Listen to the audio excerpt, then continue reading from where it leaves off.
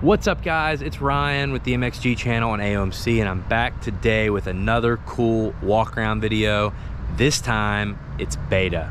That's right, it's the 2022 500 RRS. Let's take a closer look. All right guys, here it is, 2022 beta 500 RRS. Now guys, all the beta dual sports were revamped back in 2020, and basically you have 4 different displacements: 350, 390, 430, and 500, and they all share, they're the same bike with different displacements. They all share everything else, which is pretty cool. Makes things easy if you're a beta owner. These bikes have been very successful and kind of tough to get your hands on the last few years. Some overall things you need to know: double overhand motors, steel frames, Sachs suspension. Now this 500 is actually 478 cc. It is fuel injected. It's a 6-speed. It has separate compartments for engine and transmission oil, and is electric start only. The Boss is there on the case still, so I'm guessing that you can still get a kickstart kit for this thing and install it to have backup kick. For 2022, they put on a new ECU, which is supposed to smooth out the power. That's what a lot of people loved about the beta 500s and the Sherco 500s. They are slightly, they're smaller companies than KTM, so they fall under the radar as far as Euro 5, Euro 6 standards, that kind of stuff. So they're able to they're able to sell these things not as corked up as a 500 EXC or an FE 501. So these things are a lot meaner straight out of the box than a KTM is, and that's part of the reason they're so desired as well. Now they also added a diaphragm clutch in 2022, taking a note from the KTM and Cowie playbook, which is supposed to be a much smoother clutch pull, which is always great when you're talking about a 500 as well. Also, it should be noted that there are 3 spring options for that hydraulic clutch to fine-tune that feel. The chassis and bodywork, like I said, had been completely revamped in 2020. Sachs suspension, but it does have new valve settings in the forks, and they are supposed to be a little plusher without sacrificing high-speed stability. All the settings on the forks are adjustable without tools. You can see the clickers there, like the KTMs, you can easily get your hands on.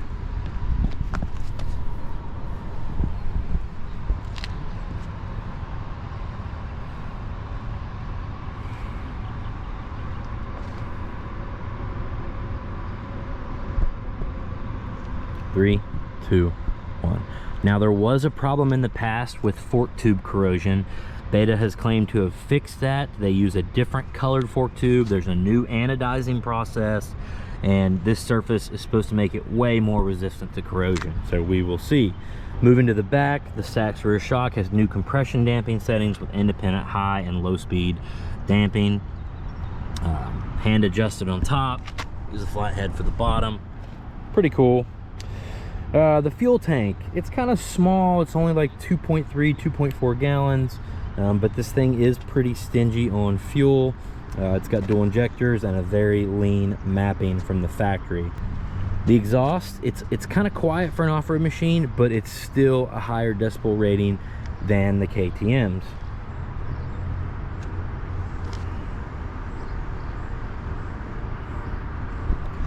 One of my favorite things about the beta is the push button seat release. Push that button, he pops right up. It's really nice. The side panel here for the air filter pops right off, just like the KTM. Really easy. There's a lightweight lithium battery under there.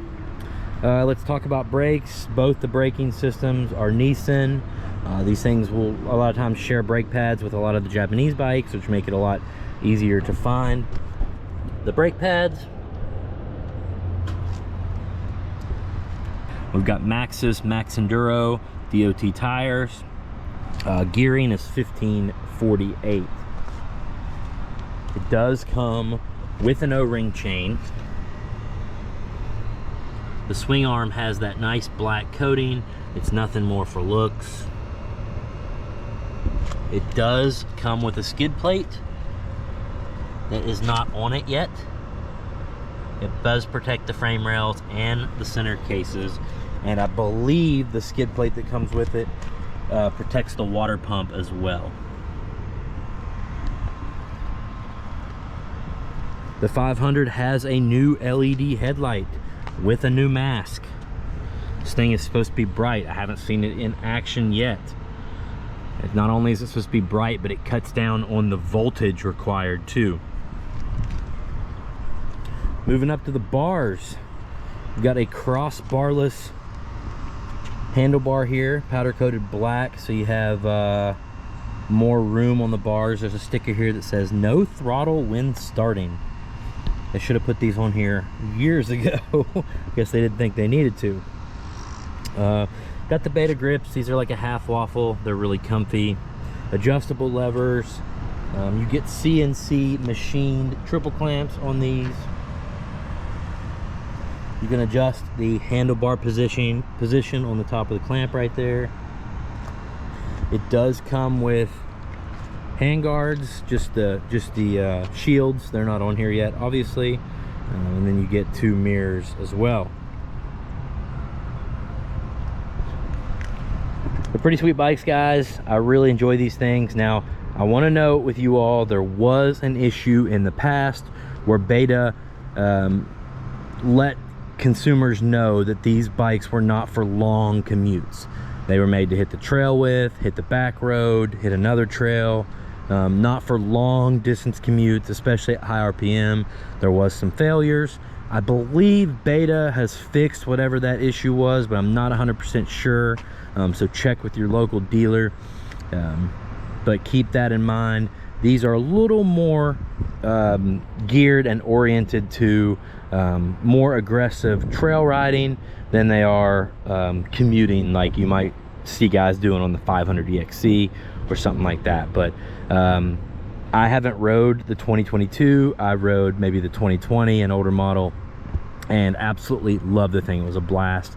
I've got a video on YouTube of it. So yeah, guys, as of now, this thing's still available at AOMC. Just got put together today.